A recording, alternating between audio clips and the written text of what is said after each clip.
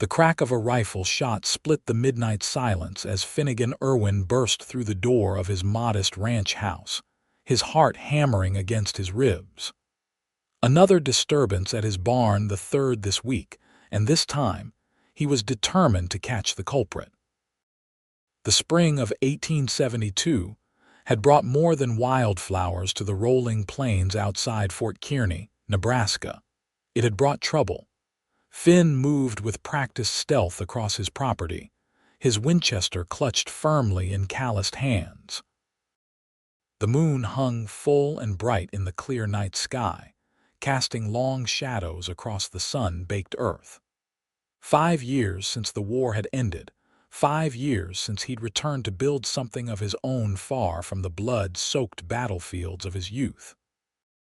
At 32, Finn wanted nothing more than peace and the simple satisfaction of honest work. The barn door stood slightly ajar, a sliver of darkness beckoning him forward. A soft shuffling sound from within confirmed his suspicions. Someone was inside. With practiced precision, Finn eased the door open wider, the hinges protesting with a low groan that seemed to echo across the entire Nebraska territory.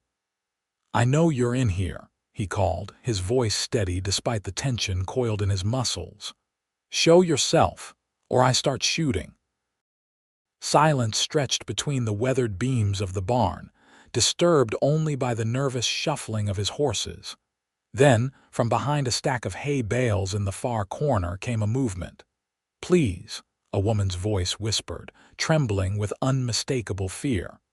"Please don't shoot. They'll kill me if they find me here." Finn raised his rifle slightly, squinting into the shadows. "Step out where I can see you." A figure emerged slowly from behind the hay, a woman with hair the color of burnished copper, tangled and wild around a face smudged with dirt and lined with exhaustion. Her dress, once fine but now torn and mudded, hung on her slender frame. Despite her disheveled appearance, there was something striking about her, something in the defiant tilt of her chin and the determination burning in her green eyes. "Who are you?" Finn demanded, lowering his rifle slightly. Zara Sutton." She glanced nervously toward the barn door. "Please, I don't have much time to explain. There are men searching for me. Bad men." "What kind of trouble are you in, Miss Sutton?" Finn's eyes narrowed with suspicion. Fort Kearny had seen its share of outlaws and con artists passing through. "The kind that ends with a shallow grave," she replied, her voice gaining strength despite her evident fear. "I witnessed something I shouldn't have, a murder. The mayor's son killed a man in cold blood, and now they're hunting me down to silence me." Finn's jaw tightened. Mayor Victor Reynolds was a powerful man in Fort Kearny, with connections reaching all the way to the territorial governor. His son, Edwin, had a reputation for cruelty and a quick temper, especially when drinking. "Edwin Reynolds?" Finn asked, though he already knew the answer. Zara nodded, pushing a strand of copper hair from her face. 3 nights ago, behind the saloon. He shot a man, a stranger passing through town. I was working late at the dressmaker's shop next door. I saw everything through the window." "And you went to the sheriff?" A bitter laugh escaped her lips. "Sheriff Dawson is the mayor's brother-in-law. He gave me until morning to get out of town, said he couldn't guarantee my safety. Then someone tried to break into my room at the boarding house that same night. I've been running ever since." The distant sound of hoofbeats made them both freeze. Zara's eyes widened with terror. "They're coming," she whispered. Finn made a split-second decision. "Get back behind those hay bales and stay quiet." He moved quickly to the barn door, closing it and dropping the heavy wooden bar into place. Then he extinguished his lantern, plunging the barn into darkness broken only by slivers of moonlight through the slats. The hoofbeats grew louder, approaching his property. Finn stepped outside, rifle casually held across his body, and waited on his porch as 4 riders approached. He recognized Edwin Reynolds immediately. The mayor's 27-year-old son sat tall in the saddle, his expensive clothes and arrogant posture marking him clearly. 3 rough-looking men rode with him, guns holstered but visible. "Evening, gentlemen," Finn called as they reined in. "You're out riding mighty late." Edwin Reynolds eyed him coldly. "Irwin, we're looking for a woman redhead, about 25, pretty when she's cleaned up. Thief took some valuables from my father's office. Seen anyone like that?" Finn shook his head slowly. "Haven't seen a soul. Been working my south pasture all day, just got back." The man to Edwin's right, a scarred brute with a week's worth of beard, leaned forward. "Mind if we check your property? She's been seen heading this direction." "I mind quite a bit," Finn replied evenly, shifting his rifle ever so slightly. "My land, and I say no one's here but me." Edwin's face darkened. "You forgetting who my father is, Irwin?" "Not at all," Finn replied. "Just remembering who I am. A man who values his privacy and property rights. Mayor doesn't change that." Tension crackled between them like summer lightning. Finally, Edwin spat on the ground. "We'll be watching the roads. That woman shows up, you'd be wise to let us know immediately." "If I see any thieves, I'll be sure to notify the proper authorities," Finn answered carefully. With a final glare, Edwin wheeled his horse around. "Let's go, boys. She can't have gotten far in this open country." Finn stood motionless, watching until the riders disappeared into the night. Only when the sound of hoofbeats had faded completely did he return to the barn, heart still pounding with adrenaline. Zara emerged from behind the hay bales, her face pale in the moonlight. "Thank you," she whispered. "But you shouldn't have done that. They'll make trouble for you now." "I've handled worse trouble," Finn replied, striking a match to relight the lantern. In its warm glow he could see her more clearly, the fine features, the intelligence in her eyes, the tremble in her hands she was trying desperately to control. "You're not a thief, are you?" "No," she said firmly. "I'm a dressmaker, or I was until 3 nights ago." Finn nodded, decision made. "You can stay in my spare room tonight. Tomorrow we'll figure out what to do." "I can't ask that of you. You're not asking. I'm offering." He turned toward the barn door. "Come on, before they decide to circle back." The small ranch house was simple but clean, with sturdy furniture Finn had either built himself or traded for over the years. He showed Zara to the spare room, little more than a small chamber with a narrow bed, a washstand, and a chest of drawers. "It's not much," he admitted, "but it's yours for now." Zara looked at him with a gaze that seemed to penetrate straight through his careful reserve. "Why are you helping me? You don't know me." Finn considered her question seriously. "Because what's right doesn't change based on convenience," he finally said. "Get some rest. We'll talk more in the morning." Sleep came fitfully for Finn that night, his mind churning with the implications of what he'd done. By morning, he'd made up his mind. After a simple breakfast of coffee, cornbread, and bacon, he laid out his plan to Zara. "Fort Kearney isn't safe for you anymore," he said. "Reynolds has too much influence. But I have a friend in Sioux City, Iowa, a lawyer named Harlan Whitmore. He's honest and has connections to federal marshals. If anyone can help bring Edwin to justice for the murder you witnessed, it's him." Zara's fingers tightened around her coffee cup. "Sioux City is nearly 200 miles away." "Yes, and we'll need to avoid the main roads and settlements. It'll take us about 10 days if we're careful." Finn met her gaze steadily. "Unless you have a better idea," she shook her head slowly. "No, I have no family left, no close friends who could help." A wry smile touched her lips. "I've been saving for my own dress shop." Ironic that all my hopes came to this, running for my life with nothing but the clothes on my back. "Pack what supplies we can carry. We leave at nightfall," Finn said, rising from the table. I need to make arrangements for my livestock while I'm gone." Throughout the day, Finn worked methodically arranging for his neighbor, old Samuel Jenkins, to look after his cattle and horses, packing provisions, checking and loading his weapons. Zara insisted on helping, her capable hands quickly proving her worth as they prepared for the journey. As dusk settled over the plains, Finn saddled 2 horses, his own sturdy buckskin gelding, Thunder, and a gentle gray mare named Willow. "She's even tempered and sure-footed," he told Zara as he adjusted the stirrups to accommodate her shorter height. Zara approached the horse cautiously. "I haven't ridden much," she admitted. "Just a few times when I was younger." "Willow will take care of you," Finn assured her. "Just keep your back straight and let her follow Thunder's lead." They set out under the cover of darkness, traveling northeast across the open prairie, deliberately avoiding the established trails. The night was clear, stars scattered like diamond dust across the vast Nebraska sky. Finn kept a vigilant eye on their surroundings, alert for any sign of pursuit. "Were you in the war?" Zara asked softly after they had ridden in silence for several miles. Finn nodded. "Union cavalry, 4 years that felt like 40. "Is that how you learned to track and move so quietly?" "Partly," he acknowledged. "But I grew up in Kentucky. My father taught me to hunt before I could properly hold a rifle." He glanced sideways at her. "What about you?"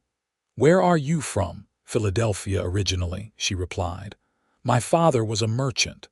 After he and my mother died of influenza in '67, I came west with my aunt. She passed last year." A wistfulness entered her voice. "I always had a talent for sewing and design. In Philadelphia, I apprenticed with a French dressmaker. When I came west, it seemed the natural way to make my living." They continued through the night, stopping only briefly to rest the horses and drink from Finn's canteen. By dawn, they had covered nearly 20 miles and reached a small wooded area alongside a creek, a rarity in the largely treeless prairie.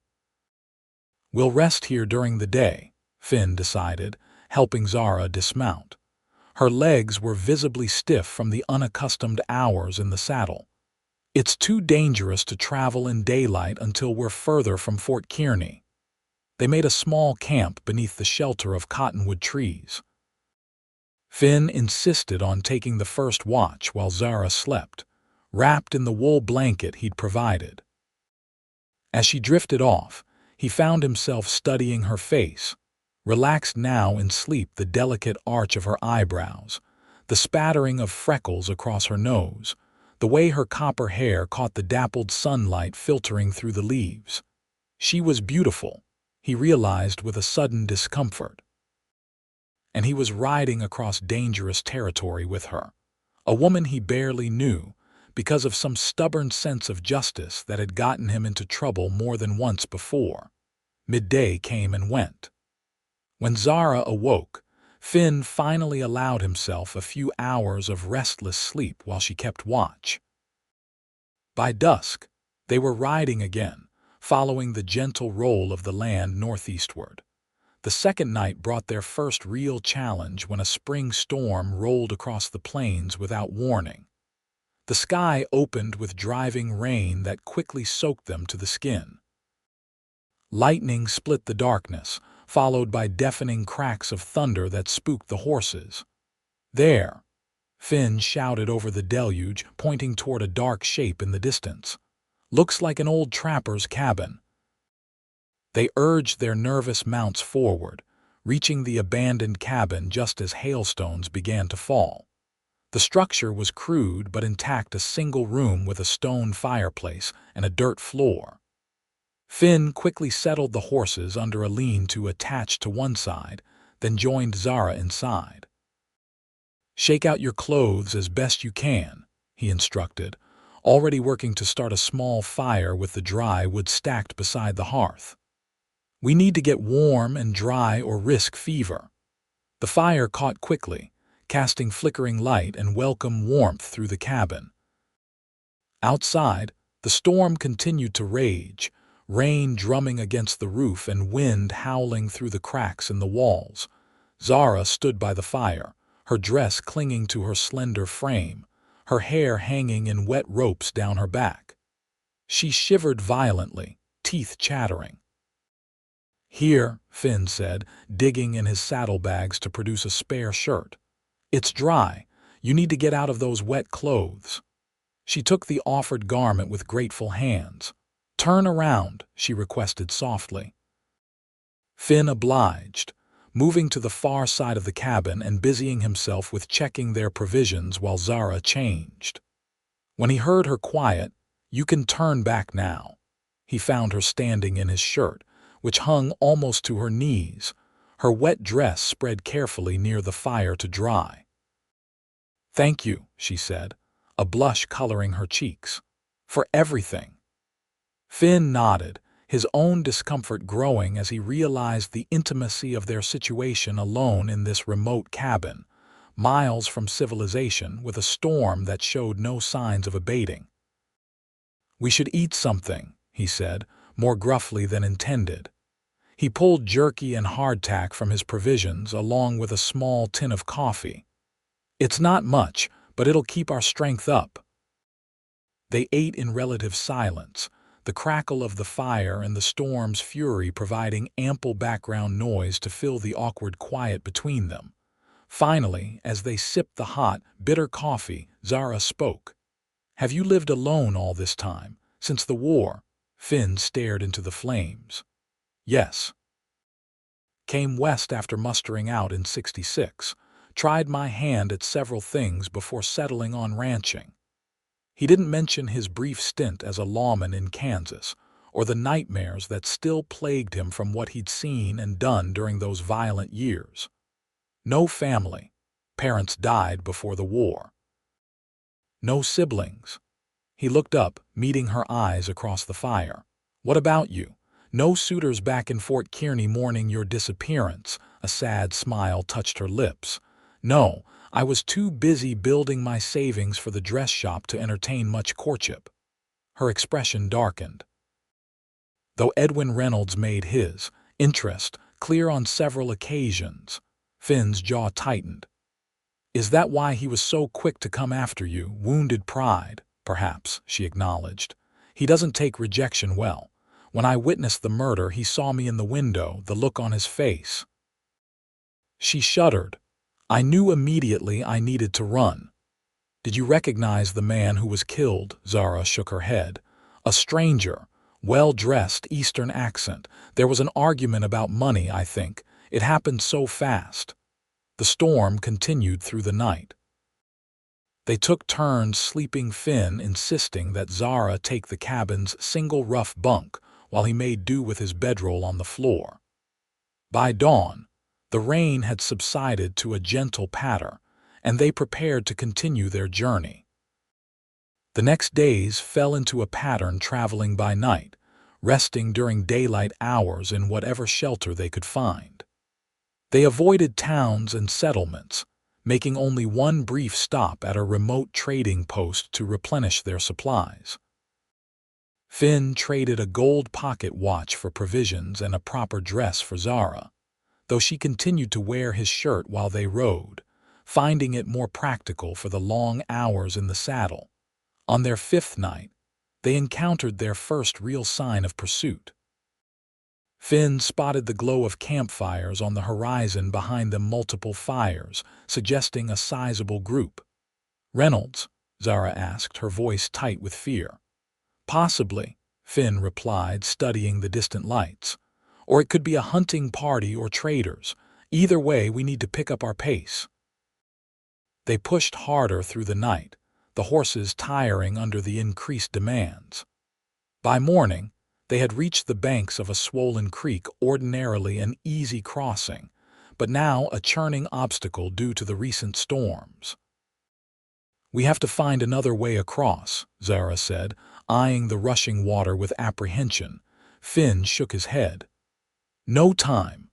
Those riders are still behind us. I checked while you were gathering firewood last night. They're closing the gap." He dismounted, testing the creek's depth with a long branch. "It's shallower here than it looks. We'll cross single file. I'll go first with Thunder, then lead Willow across with you on her back." Zara's face paled, but she nodded resolutely.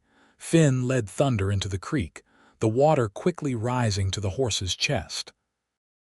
The current was strong, pushing against them as they made their way carefully to the center of the crossing. A misstep here could be disastrous. "Easy, boy," Finn murmured as Thunder snorted and fought against the pull of the water. Step by careful step, they made their way to the opposite bank, emerging mud splattered but safe. Tying Thunder to a nearby tree, Finn waded back into the creek. "Bring Willow to the edge," he called to Zara. She guided the mare to the water's edge, her knuckles white where they gripped the reins. Finn reached for Willow's bridle, speaking softly to calm the nervous horse. "Just hold tight to the saddle horn," he instructed Zara. "I'll lead her across." They were halfway across when disaster struck. Willow's hoof caught on a submerged branch, causing her to stumble. The mare panicked, rearing suddenly. Zara, unprepared for the violent movement, was thrown from the saddle into the rushing water with a startled cry. "Zara!" Finn shouted, releasing Willow's bridle and plunging after the flailing woman being swept downstream. The current was stronger than it appeared, carrying Zara rapidly away. Finn swam with powerful strokes, fighting against the pull of the water. He could see her head bobbing above the surface, her copper hair a bright beacon against the muddy creek. With a final desperate lunge, Finn caught her arm, pulling her against his chest as they continued to be carried downstream. He managed to angle them toward the shore, his feet finally finding purchase on the creek bed. Gasping and sputtering, they collapsed onto the muddy bank. Zara coughed violently, expelling water from her lungs, while Finn lay beside her, chest heaving with exertion. "Are you hurt?" he asked as soon as he could speak. Zara shook her head, still coughing. "Just startled," she managed between breaths. "The horses." Finn sat up, scanning the creek banks. To his relief, he spotted both horses. Willow had made it across and was standing near Thunder, both animals watching them with what almost looked like equine concern. "They're fine. Better than us, I'd wager." He stood, helping Zara to her feet. Her clothes clung to her, hair plastered to her face and neck, but her eyes were clear and determined. "Thank you," she said simply. "That's twice now you've saved my life." "Let's find shelter and dry clothes before you thank me," Finn replied, glancing at the sky. "It'll be dark soon, and these wet clothes will be the death of us once the temperature drops." They made camp in a small grove of trees about a mile from the creek. Finn managed to start a fire despite their sodden condition, and they hung their clothes nearby to dry while huddling in their blankets. "You think we lost them?" Zara asked, her voice soft in the gathering darkness. "The men following us. The creek will slow them down," Finn replied. "And the rain from the past few days should have washed away most of our tracks, but Edwin Reynolds strikes me as a man who doesn't give up easily." Zara drew her blanket tighter around her shoulders. "Why does it matter so much to him? Surely he's killed before a man like that." "It's not just about the killing," Finn said, feeding another branch to the fire. "It's about control. You saw something that gives you power over him. Men like Reynolds can't abide anyone having that kind of advantage." "I just want to be free of this," Zara whispered. "To live without constantly looking over my shoulder." "You will," Finn promised, surprising himself with the fierceness in his voice. "We'll reach Sioux City, find Harlan, and make sure Edwin faces justice for what he did." Their eyes met across the fire, and something unspoken passed between them, a trust, a bond forged through danger and shared purpose. Finn looked away first, uncomfortable with the warmth spreading through his chest that had nothing to do with the fire before them. The next 3 days brought them deeper into Iowa territory, the landscape gradually changing from open prairie to more wooded areas with rolling hills. They encountered no further signs of pursuit, though Finn remained vigilant, setting watches through the night and choosing their routes with care. On the 9th day of their journey, disaster struck again. Willow pulled up lame, a stone bruise on her front hoof making it impossible for her to continue carrying a rider. "We could take turns walking," Zara suggested as Finn examined the mare's hoof. He shook his head. "We're still at least 2 days from Sioux City. Walking would slow us down too much." He straightened, coming to a decision. "We'll ride double on Thunder. He's strong enough to carry us both, though we'll need to give him more frequent rest." And so they continued, Zara seated behind Finn on Thunder's broad back, her arms wrapped around his waist for balance. Finn was acutely aware of her presence, the warmth of her body pressed against his back, the scent of her hair when the wind shifted, the way her hands tightened around him when Thunder navigated particularly rough terrain. They stopped that evening in a sheltered valley beside a small stream. While Finn tended to the horses, Zara prepared their simple meal. The last of their provisions would barely see them through to Sioux City. "Tell me about your friend Harlan," Zara said as they ate. "How do you know him?" "We served together during the war," Finn explained. "He was a captain in my regiment, studied law before enlisting. After the war, he went back to practicing in Sioux City." A small smile touched Finn's lips. "Harlan believes in justice more than any man I've ever known. He'll help us." "And after?" Zara asked quietly. "After we speak to the authorities." Finn looked at her questioningly. "After? What happens then?" Her green eyes searched his face. "Do you return to your ranch? Do I find somewhere new to start over?" The question hung between them, heavy with implications neither was ready to voice. "I suppose that depends on what you want," Finn finally said. "Fort Kearney won't be safe until Reynolds is dealt with." "And what do you want, Finn?" Zara's voice was barely above a whisper. Before he could answer, before he could even sort through the tumult of emotions, her question stirred the sound of a breaking twig snapped their attention to the edge of their camp. "Well, ain't this cozy?" drawled a familiar voice. Edwin Reynolds stepped into the firelight, revolver drawn and pointed at Finn's chest. Behind him emerged the 3 men who had accompanied him to Finn's ranch that fateful night. "Been chasing you 2 lovebirds across half the territory." Finn rose slowly, positioning himself between Zara and the armed men. "Reynolds, you're a long way from your father's protection." Edwin's handsome face twisted into a sneer. "Don't need the old man's protection to deal with a woman who can't keep her mouth shut and a rancher who doesn't know his place." "There are witnesses who saw us together in Fort Kearney," Finn said evenly. "If we disappear, questions will be asked." "Questions get asked all the time in these parts," one of Edwin's companions said with a chuckle. "Doesn't mean they get answered." Finn's mind raced, calculating the distance to his rifle too far, the knife in his boot useless against 4 armed men. Their only chance lay in talking their way out or finding an opportunity to escape. "The stranger you killed," Zara spoke suddenly, her voice remarkably steady. "He was a federal marshal, wasn't he? That's why you're so desperate to silence me."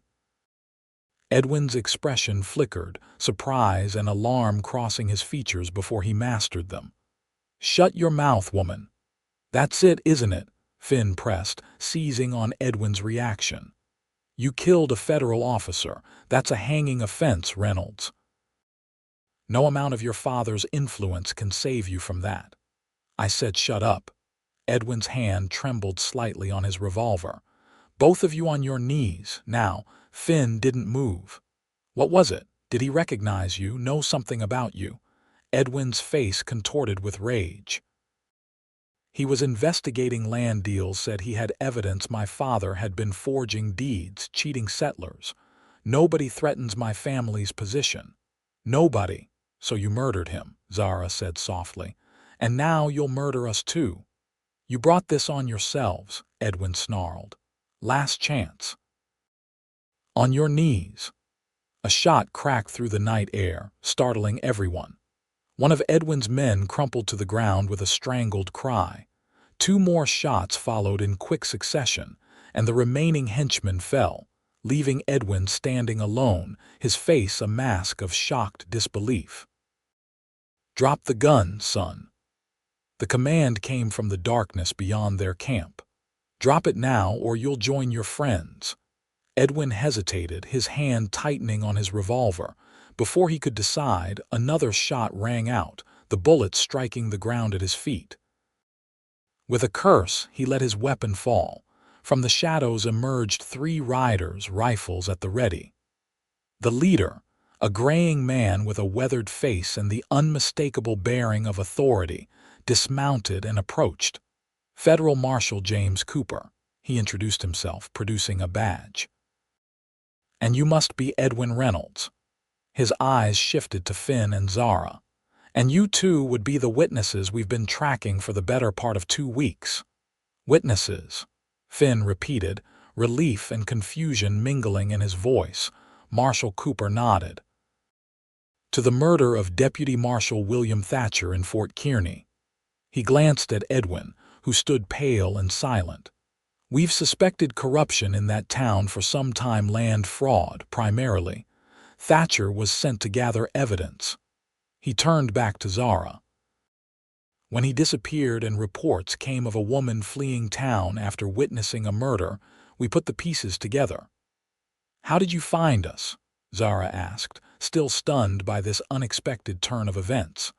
Followed the same trail Reynolds here did, Cooper replied. Though we had to be careful not to show ourselves too soon, wanted to catch him in the act, so to speak. He nodded to his deputies, who were already securing Edwin. We've been watching your camp since sundown, waiting for him to make his move. As the reality of their salvation sank in, Zara stepped forward. I saw everything that night. I'll testify to what I witnessed. Marshal Cooper nodded approvingly. That's all we ask, miss. Sutton, Zara Sutton, and you, sir. Finnegan Irwin, Finn replied, still processing the incredible turn of events. Well, Mr. Irwin, Miss Sutton, I'd say your troubles are nearly over.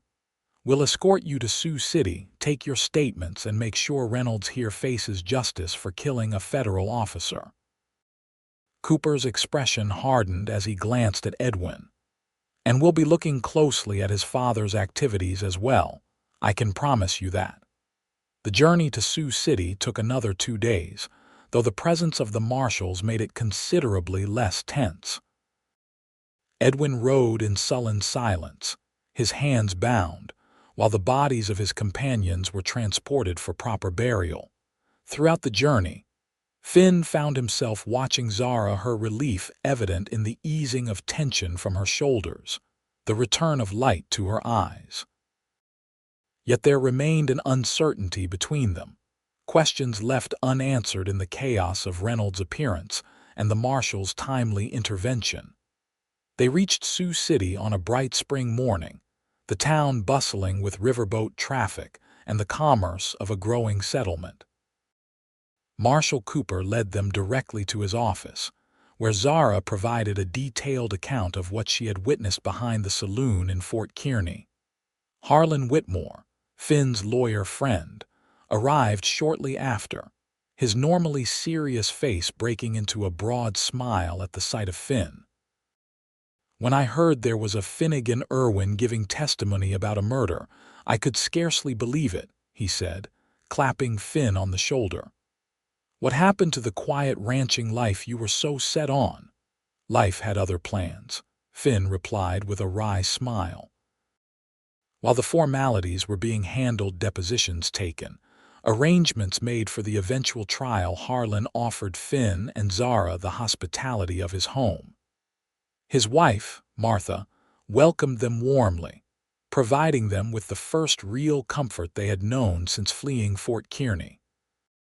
That evening, after a proper meal and hot baths that washed away the grime of their journey, Finn found himself alone with Zara on the Whitmores' wide front porch. The spring twilight was settling over the town, painting the Missouri River in shades of gold and crimson. "Marshal Cooper says I should be safe now," Zara said, breaking the companionable silence between them. "With Edwin in custody and federal authorities investigating his father, there's no one left to come after me." "That's good," Finn replied, though a strange emptiness accompanied the knowledge that their ordeal was truly over. "What will you do now?" Zara's fingers traced patterns on the porch railing. "I still want my own dress shop. Perhaps here in Sioux City it's growing quickly and Mrs. Whitmore mentioned there's a need for a skilled dressmaker." She glanced at him. "And you? Will you return to your ranch near Fort Kearny?" Finn considered the question carefully. His ranch had been his dream for years, a place of his own, away from the chaos and violence of his past. Yet the thought of returning there alone without Zara left him unexpectedly hollow. "I could rebuild anywhere," he said slowly, testing the words as he spoke them. "Nebraska, Iowa, further west. Land is plentiful for a man willing to work it." Hope flickered in Zara's eyes. "Sioux City has good grazing land nearby from what Mr. Whitmore tells me." "It does," Finn agreed, his heart beating faster as he took a step toward her. "Zara, these past 2 weeks, riding with you, protecting each other." "Yes," she prompted when he faltered. "I've never met anyone like you," he admitted. "Your courage, your determination, the way you maintained your dignity even while running for your life."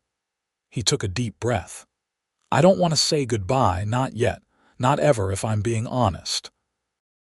A smile bloomed across her face, transforming her features with a radiance that took his breath away. "I don't want to say goodbye either, Finn." He closed the distance between them, his hand gently cupping her cheek. "I think I started falling for you that first night in the barn, when you had every reason to be terrified but still faced me with such spirit. And I think I started falling for you when you stood up to Edwin and his men, risking everything to protect a woman you didn't even know." Her hand came up to cover his. "We've faced death together, Finn. I can't imagine facing life with anyone else." Their first kiss was gentle, tentative, a question asked and answered in the meeting of lips and the shared breath between them.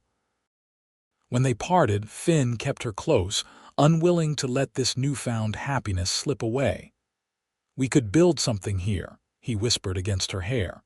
"Together, my ranch, your dress shop." "I'd like that," Zara replied, her voice warm with promise. "Very much." The summer of 1872 brought justice and new beginnings. Edwin Reynolds was convicted of murdering a federal officer and sentenced to hang. His father, the once powerful mayor of Fort Kearny, faced his own trial for land fraud and corruption, his empire crumbling under federal scrutiny. Finn purchased land just outside Sioux City, 160 acres of rolling prairie with a creek running through it. By autumn, he had built a sturdy ranch house with a special room designated as Zara's sewing studio, large windows allowing ample light for her work. They married on a perfect October day, with the Whitmores standing as witnesses. Zara wore a gown of her own design, ivory silk that caught the golden light of the season. Finn, watching her walk toward him, marveled at how a chance encounter in his barn had changed everything. "I love you," he whispered as they exchanged vows, words he had once thought he would never say to anyone. "And I love you," Zara replied, her green eyes shining with the same wonder he felt. In town, Zara's dress shop flourished, her skill and creativity quickly earning her a reputation that drew customers from miles around. Finn's ranch prospered as well, his careful management and hard work resulting in a growing herd and expanding operations. Their first child, a son they named William in quiet tribute to the marshal whose death had indirectly brought them together, arrived the following summer, a strong, healthy boy with his mother's copper hair and his father's determined chin. 2 years later, they welcomed twins Robert and Elizabeth, completing their family and filling the ranch house with laughter and the happy chaos of childhood. On quiet evenings, after the children were asleep, Finn and Zara would often sit on their porch, watching the sun set over their land. Sometimes they would speak of those desperate days on the run, marveling at how fear and danger had forged a bond between them that grew stronger with each passing year. "You ever regret it?" Zara asked one such evening, her head resting against Finn's shoulder, their hands intertwined. Opening that barn door and finding a terrified woman hiding in the hay, Finn smiled, pressing a kiss to her temple. "Not for a single moment," he replied. "Best decision I ever made. Even with all the danger that followed, especially because of it," he said firmly. "It showed me what you were made of, what we could be together." As twilight deepened into night and the first stars appeared above their home, Finn reflected on the strange twists of fate that had brought them to this moment. A rifle shot in the darkness, a whispered plea for help, a desperate flight across the prairie, all leading to this life they had built together, richer and more fulfilling than anything he could have imagined when he was a lone rancher in Fort Kearney. "What are you thinking about?" Zara asked, noting his contemplative silence. "How sometimes the most unexpected turns in life lead us exactly where we need to be," he answered, drawing her closer in the gathering darkness. "And how finding you hiding in my barn was the beginning of everything that matters."